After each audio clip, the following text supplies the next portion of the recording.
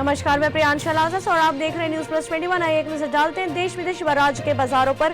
News plus 21 का exclusive bulletin बाजार हलचल में। रिलायंस एजीएम में 5G सर्विस का ऐलान। दिवाली तक मेट्रो सिटीज में मिलेगी अनंत अंबानी को न्यू एनर्जी बिजनेस की जिम्मेदारी। सोने चांदी में आज बड़ी गिरावट, 1400 रुपए लुढ़क कर 44,000 पर आई चांदी। सोना 51,000 के करीब आया। शेयर बाजार में भारी गिरावट, सेंसेक्स करीब 1250 अंक टूटा। निफ्टी 17,200 के नीचे। टीसीएस और विप्रो टॉप लूजर्स। पेट्रो रसायन क्षमता का विस्तार करने के लिए 75,000 करोड़ रुपए का निवेश करेगी रिलायंस। श्रीलंकाई प्रधानमंत्री ने IMF टीम से कमजोर तबकों का ध्यान रखने को कहा। सेबी ने रेट इनविट के लिए तरजीही आधार पर आवंटन नियमों में किया बदलाव। चांदी का वायदा भाव 914 रुपए घटा। LTTS को BMW से मिला लाखों डॉलर का अनुबंध। क्रिप्टो मार्केट में गिरावट जारी, बिटकॉइन में 96,000 और इथेरियम में 12,000 रुपए से ज्यादा की गिरावट।